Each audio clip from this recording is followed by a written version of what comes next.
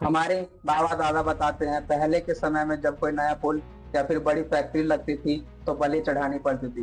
वैसा ही होता है हर बार बिहार इलेक्शन में। इतना जंगल राज है कि बिहार में जब भी चुनाव होता है तो बिना बलि के चुनाव संपन्न ही नहीं हो पाता है। बिहार में पलायन दर लगभग 60% है। जिस तरह का बिहार में कुशासन है, मुझे तो लगता है कि मगध में धनानंद का शासन वापस लौट आया है। चारों तरफ त्राहिमाम त्राहिमाम हो रहा है। भुखमरी और बेरोजगारी ने लोगों को घेर रखा है। सरकार मांस मदिरा और ऑर्केस्ट्रा जैसे हयातियों में व्यस्त है।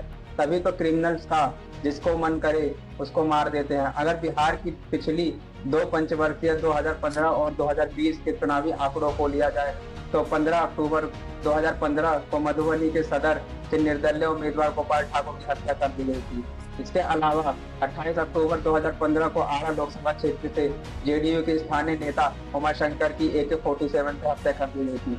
इसके बाद 5 नवंबर 2015 को गोपालगंज के आरजेडी कार्यकर्ता रमाशंकर की हत्या कर दी गई थी, चाकू और गोली मार के। इतना ही नहीं, चुनाव आयोग की रिपोर्ट के अनुसार 2015 में 243 हिंसक घटनाएं हुई, जिनमें 7 हत्याएं हो गई थी। एडीआर के डाटा के अनुसार चुनाव में 18 उम्मीदवारों पर मर्डर चार्जेस थे और उनमें से जीते विधायकों में 12 पर आपराधिक केस थे। इसी तरह 2020 के चुनाव में भी 24 अक्टूबर 2020 को शिवहर विधानसभा के जनता दल के स्वतंत्र उम्मीदवार श्री नारायण सिंह की प्रचार सभा के दौरान हमलावरों ने गोली मारकर हत्या कर दी थी।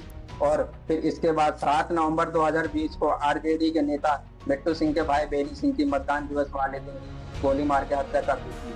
और उसी दिन पूर्णिया के एक निर्दलीय प्रत्याशी और मतदानकारियों की भी हत्या हो गई थी। एडीआर के डाटा के मुताबिक 2020 में बिहार चुनाव में 21 उम्मीदवारों पर हत्या के केस थे और उसमें से जीते एमएलए में 16 पर मर्डर चार्जेस थे। अभी इसी तरह 2025 में 28 अक्टूबर को मोकामा में दुलार चंद यादव की हत्या कर दी गई। 30 अक्टूबर को भोजपुर में प्रेमचंद महतो और उनके बेटे की हत्या कर दी। 31 अक्टूबर को सिवान में एएसआई अनिरुद्ध कुमार की हत्या कर दी गई है। और आज 1 नवंबर को जो मैं ये वीडियो रिकॉर्ड कर रहा हूँ, समस्तीपुर में मंटून साहनी की हत्या कर दी गई है। और इसके अलावा आज विकास कुमार पर गोलीबारी हुई है।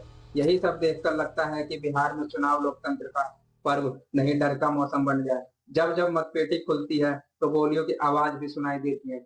घटनाएं और आंकड़े बताते हैं कि बिहार में अब सत्ता की राह विकास से नहीं बल्कि खून और हिंसा से होकर गुजरती है। दोस्तों, मेरी वीडियो आपको कैसी लगी, ये इन्फॉर्मेशन आपको कैसी लगी? अगर आपको अच्छी लगी हो तो वीडियो को लाइक करें और सब्सक्राइब करें। जय हिंद, जय भारत।